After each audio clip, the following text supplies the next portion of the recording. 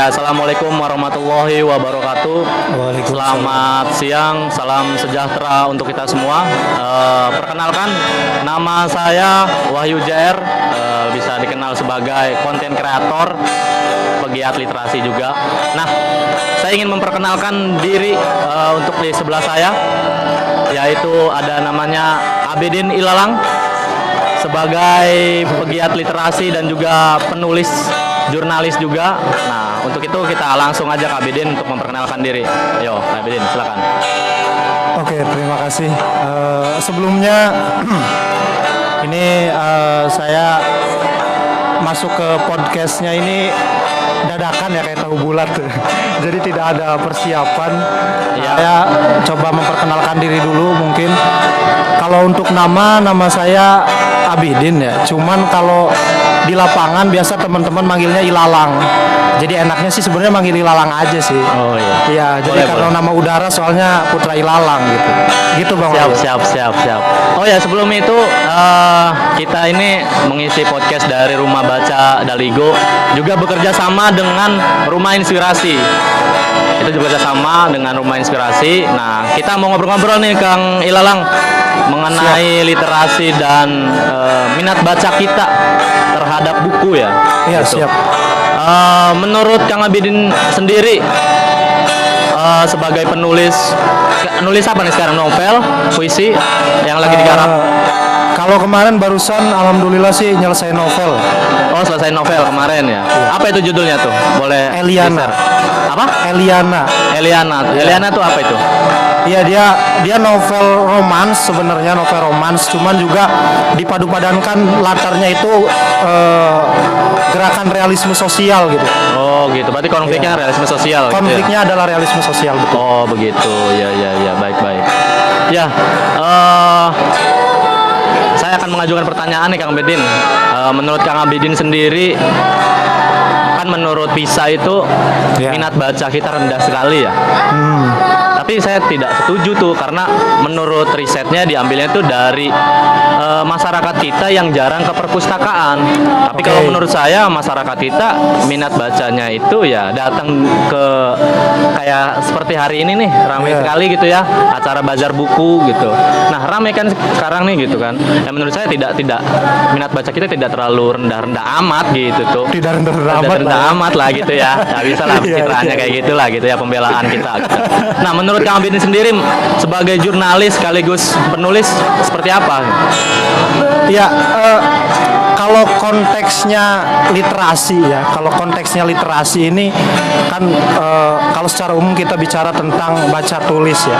Nah, kalau yang sering muncul ke permukaan itu adalah bagaimana bicara tentang minat baca ya. Betul. Tadi itu seperti kata Bang Wahyu itu, kalau kita melihat riset-riset yang ada, Indonesia ini memiliki minat baca yang sangat rendah katanya kan.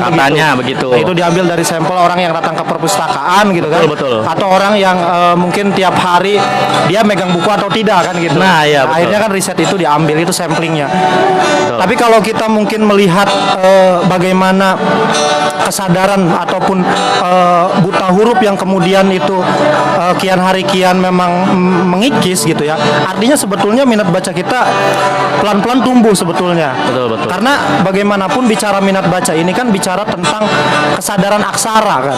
Iya. Bagaimana ketika orang setiap hari entah membaca buku, sekarang kan sudah di zamannya internet apalagi kan. Betul. Mungkin baca status atau apa gitu kan. Saya pikir kalau bicara minat baca, kalau konteksnya itu secara umum ya kita bisa katakan tadi itu seperti kata Bang Wahyu, kita bisa tidak sepakat dengan itu gitu kan. Tapi kalau misalkan kita bicara lebih jauh lagi tentang gerakan literasi, apakah kemudian literasi di Indonesia ini sudah cukup maju khususnya untuk bicara tentang hal besarnya perubahan misalkan. Nah, ini masih perlu dipertanyakan memang. Nah, iya. Nah, saya mau menyambung ke meningkatkan minat baca orang-orang di perdesaan. Nah, Kang Abidin lahir di desa ya, Iya, di Padarincang, betul. Padarincang betul. Nah, kan kultur orang kota dengan kultur orang desa beda nih. Iya. Secara kebutuhan mereka beda, mereka bertani dan lain sebagainya gitu kan. Dan Iya. orang kota kan lebih banyak bekerja, kuliah dan lain sebagainya gitu kan.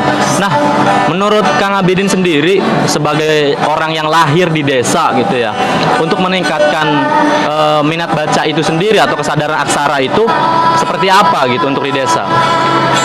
Ya, sebetulnya begini. Kalau kita bicara tentang kesadaran aksara di desa ya, kita kalau memakai konteks yang secara umum, ya konteks kesadaran aksara desa dengan kota sama saja. Tapi kalau kita bicara tentang kesadaran kerakyatan itu sendiri, kesadaran Iya. di mana dikembalikan kepada kebutuhan rakyat, gitu Iya, ya. iya. Misalkan kita contoh ambil orang Baduy, apakah orang Baduy butuh tentang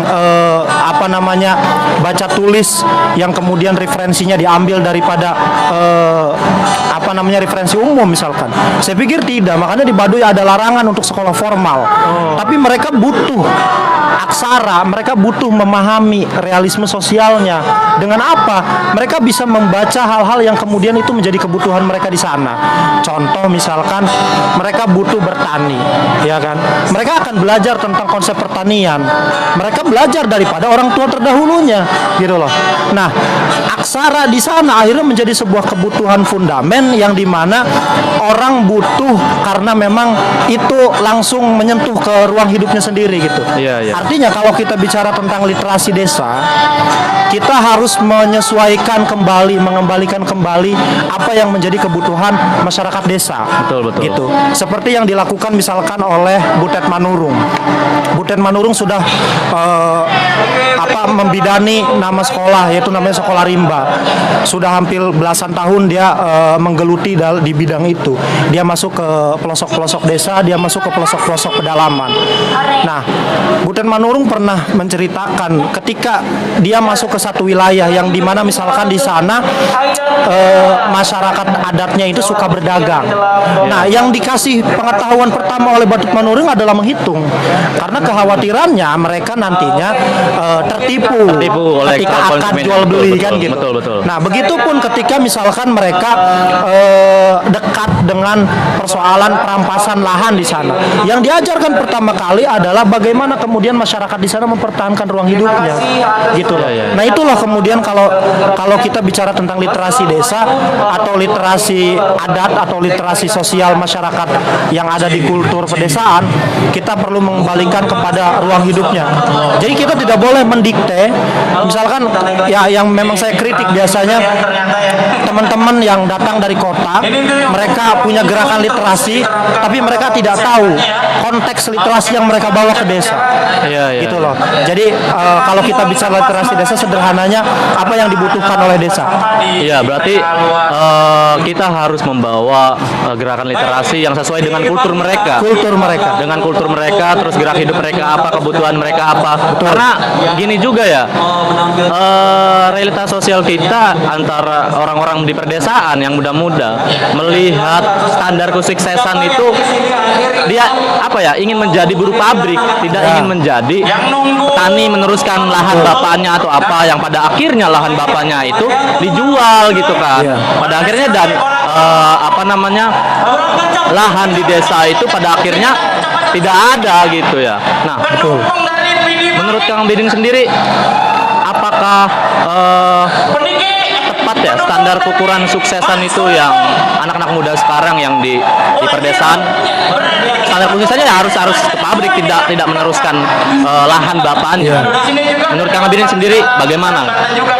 Iya, ini sebetulnya proses persoalan pendidikan kita sebetulnya. Iya. Orientasi daripada pendidikan kita. Kalau kita melihat bagaimana persoalan pendidikan di dunia, bahkan di Indonesia ini kan dihadapkan pada 3 persoalan.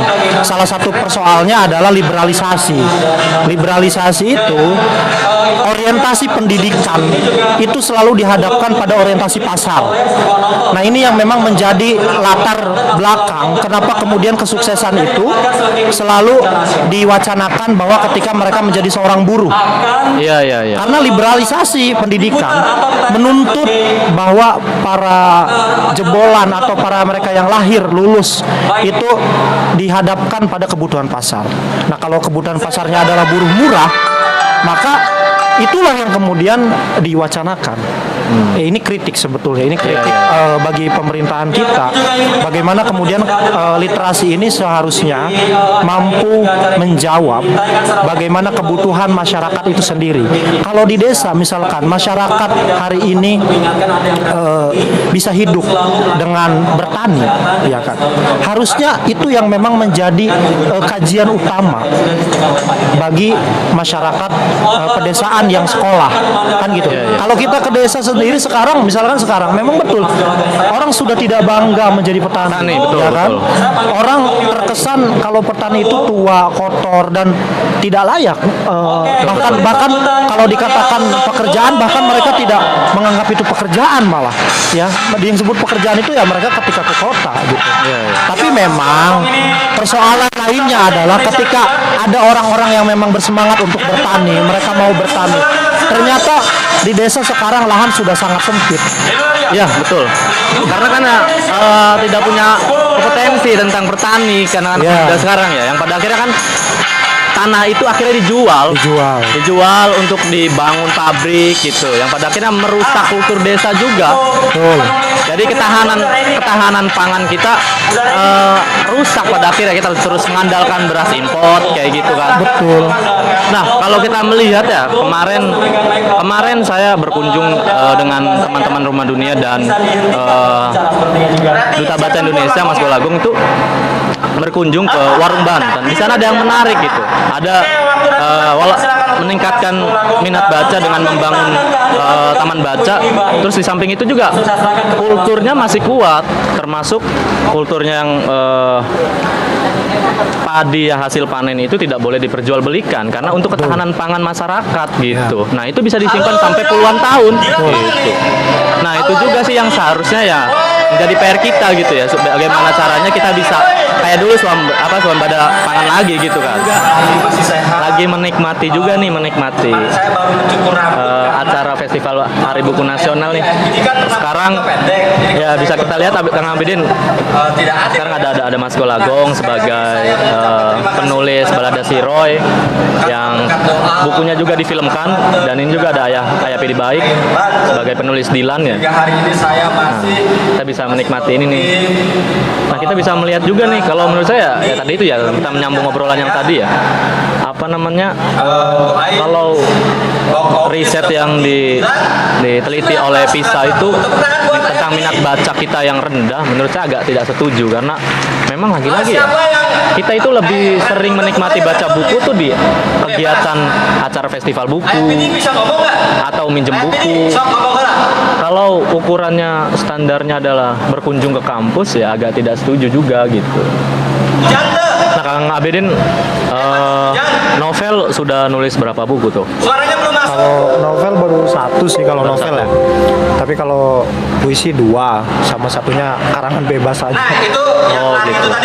Tapi ada fokus utamanya nggak? Menulisnya ke karya ilmiah atau ke fiksi? Kalau saya sih fiksi ya, karena